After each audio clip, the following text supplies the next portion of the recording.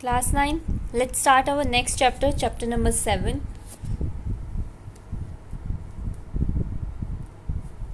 which is about data entry and keyboarding skill.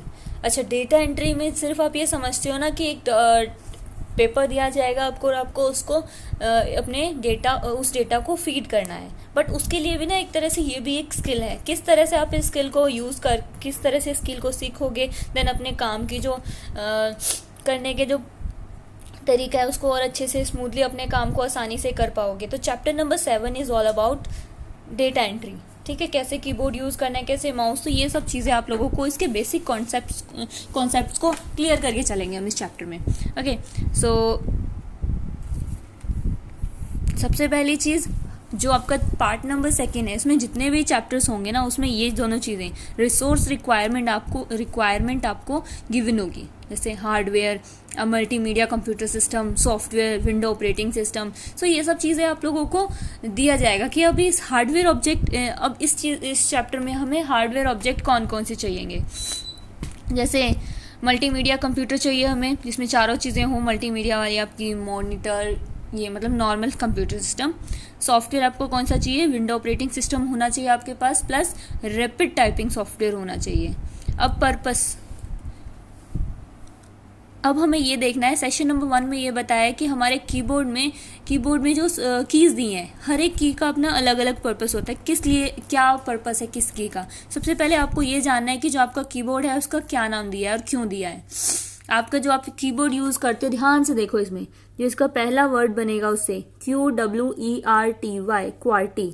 इसीलिए आप जो कीबोर्ड यूज़ करते हो उसे क्वार्टी कीबोर्ड बोला जाता है. ठीक है, so next thing is about the standard की क्वार्टी कीबोर्ड हैज़ वेरियस की ऑन इट. इसमें बहुत सी कीज़ होती हैं, जैसे अल्फान्यूमेरिक की, पंचुएशन की, स्पेशल कीज़. अल्फान्यूमेरिक की कौन सी होती हैं, जिनमें आपका अल्फ़ाबेट प्लस न्यूमेरिकल्स सब चीज़ें इंक्लूडेड होती हैं. ठीक है, वो 2 सेक्शन में होता है. एक तो यहाँ होता है आपका अल्फान्यूमेरिक की, second is your numeric keypad, जिसमें सिर्फ आपका जिस कीपैड में सिर्फ आपके न्यूमेरिकल्स होते हैं. ठीक है, वो आपके न्यूमेरिक कीपैड कहलाते हैं. द नेक्स्ट पंचुएशन, सभी को पता है, इंग्लिश ग्रामर में पंचुएशन पढ़ी है, कॉलन, फुल स्टॉप, ठीक है, क्वेश्चन मार्क, ये सब आपके पंचुएशन में आ जाते हैं. Then let's talk about special keys. Special keys में सबसे पहला आता है आपका space bar.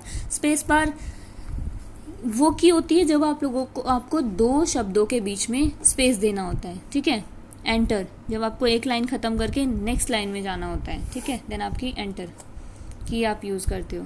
Then backspace. Backspace की क्या करती है, आप लोगों को डिलीट करने के काम आती है. अच्छा, बैक स्पेस और जो डिलीट है ना, इसको आप एक बार दोनों को एक बार समझो थोड़ा. इसकी हमेशा कन्फ्यूज़न रहती है इसमें. जब भी आपको अपने डॉक्यूमेंट में से कोई भी कंटेंट, लेफ्ट हैंड साइड वाला कंटेंट क्लियर करना है तो आप लोग बैक स्पेस दबाओगे. Is that clear. अगर आपको राइट हैंड साइड वाला कंटेंट डिलीट करना है, वो कैरेक्टर डिलीट करना है, देन आपको डिलीट का यूज़ करना होगा. उसके बाद आते हैं आपके एरो की आपको अपने पेज को अप एंड डाउन करने के लिए, जैसे अभी मैं कर रही हूँ, अप कर रही हूँ, डाउन कर रही हूँ. ठीक है, इसलिए यूज़ होता है एरो कीज़ का, राइट लेफ्ट. ठीक है, इन सब चीज़ों के लिए. देन कैप्स लॉक की, जब भी आपको अपने कैरेक्टर कैपिटल लेटर में लिखने हैं. ठीक है, जिसको टोंगल भी बोलते हैं हम, सारे आपके कैपिटल में आ जाएंगे. ठीक है, इस तरह की दिखती है आपकी कैप्स लॉक, उस पर लिखा होता है प्रॉपरली कैप्स लॉक. ठीक है, सो आप उसको दबाओगे और आपके वो एक्टिव होते ही आपके सारे अल्फ़ाबेट कैपिटल में आ जाएंगे. शिफ्ट की, ये आपकी मॉडिफायर की होती है, जिसकी मदद से आप अपने हर एक लेटर को कैपिटल में लिख सकते हो. जैसे कि शिफ्ट को दबा के अगर आप मान लो आप ये नहीं चाहते कि आपको सारे कैपिटल में लिखने हैं, सिर्फ जो फर्स्ट लेटर हैं, कुछ लेटर जो आपको कैपिटल में लिखने हैं, तो आप क्या करोगे, शिफ्ट के साथ उस अल्फ़ाबेट को प्रेस करोगे, देन वो कैपिटल हो जाएगा.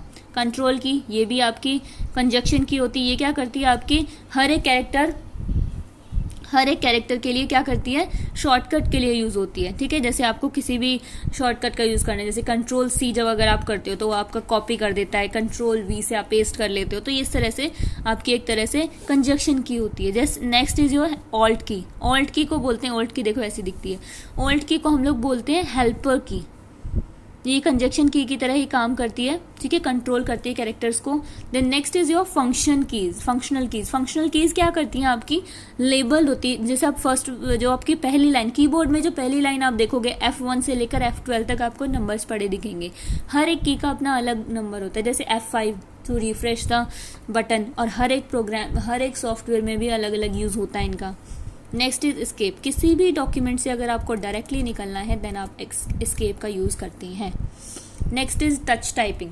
टच टाइपिंग देखो, आप जब आप एक टेक्निक सीख जाते हो कि किस तरह से कौन सा बटन प्रेस करना है, किस तरह से बिना देखे कीबोर्ड पे आप टाइपिंग करते हो, ठीक है, उसे टच टाइपिंग या टाइपिंग मेथड बोलते हैं, टच एंड टाइपिंग मेथड बोलते हैं। इससे क्या होता है, अगर आप इस तरीके से कीबोर्ड पे टाइप करना सीख जाते हो देन ऑटोमेटिकली आपकी स्पीड बढ़ती है टाइपिंग की, देन और एक्यूरेसी भी बढ़ जाती है, ठीक है। इससे आपके काम करने का टाइम कम होता है, आप ज़्यादा कम टाइम में ज़्यादा काम कर पाते हो, ठीक है। This is because a touch typing is never look at the keyboard. Touch typist, जो टच टाइपिस्ट होता है जिसको अच्छे से टाइपिंग आ जाती है, वो कभी भी आपके टाइपराइटर कीबोर्ड की तरफ पे नहीं देखता है। क्यों? क्योंकि उसकी उंगलियों को, मसल्स को याद हो जाती है, कि उनको हैबिट हो जाती है कि कौन सी फिंगर से कौन सी की प्रेस करनी है। आइडल आपकी स्पीड मानी जाती है 41 पर मिनट, वर्ड पर मिनट। स्टेज 1, सबसे पहले जैसे आपको नहीं पता कि कौन सी फिंगर से कौन सा बटन प्रेस करना है, देन आपको फिंगर्स याद करनी है, तो पहली स्टेज आपकी ये होगी, स्टेज 1। इस तरीके से देखो, इधर रिंग फिंगर, आप देखो इधर आपको फिंगर्स के बारे में बताया है, right hand and left hand. अगर आप अपने लेफ्ट हैंड के फिंगर्स देखोगे, उनको पॉइंट आउट करके भी बताया हुआ है। लिटिल फिंगर, ठीक है, then ring finger, middle finger, index finger and thumb, तो सभी को पता ही है, थंब तो थंब ही होता है, ठीक है। बाकी सारी फिंगर्स को आपको जब आप टाइपिंग करोगे बताया जाएगा, इंडिकेट किया जाएगा ऐसे ही कि ये वाला बटन ये वाली की आपने इस फिंगर से प्रेस करनी है।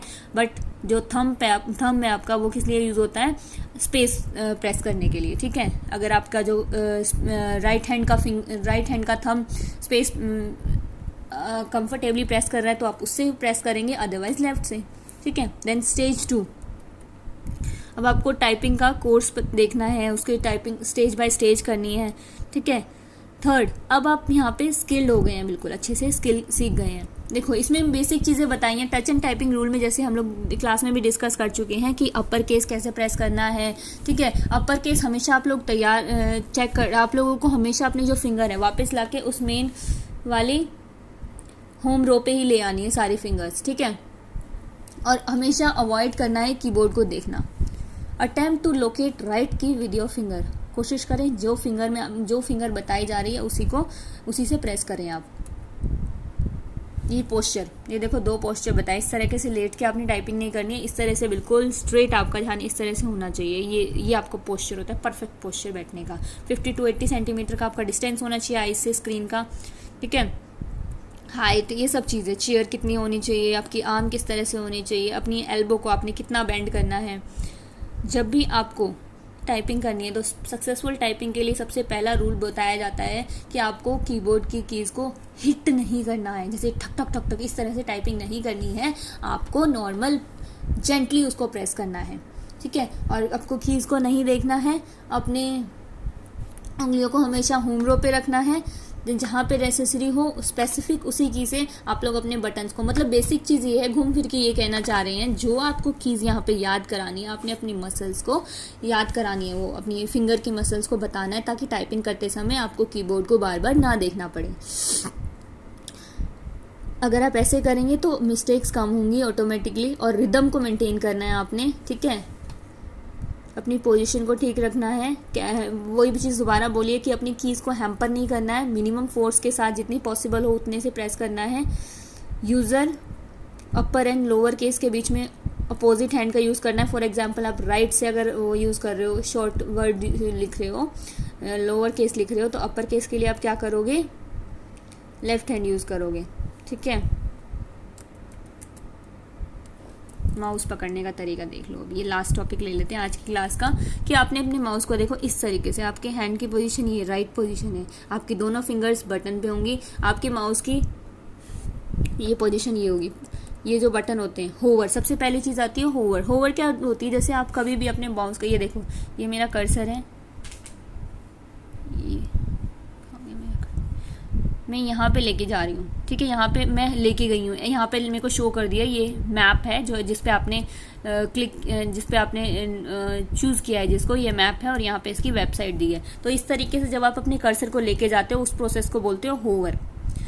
Click, second thing is click. Click क्या होती है? जब आप लेफ्ट बटन को क्लिक करते हो, एक बार दबाते हो उसे क्लिक बोलते हैं। डबल क्लिक जब आप लेफ्ट बटन को 2 बार दबाते हो। अच्छा, क्लिक क्यों करते हो? किसी भी फाइल को सिलेक्ट करने के लिए हम क्लिक करते हैं और किसी भी फाइल को सिलेक्ट करने के बाद ओपन करने के लिए हम उसे डबल क्लिक करते हैं, बिल्कुल फटाफट उसको प्रेस करना, ठीक है। Then right click. Right click क्या होती है? जब आप अपने माउस से किसी भी फाइल के मेन्यू को ओपन करना चाहते हो, ठीक है, कॉन्टेक्ट मेन्यू को ओपन करने के लिए। ड्रॉप एंड ड्रैग क्या होता है? कई चीज़ों में यूज़ होता है, जैसे एक चीज़ को होल्ड करके रखना है और एक जगह से दूसरी जगह पे शिफ्ट करना है।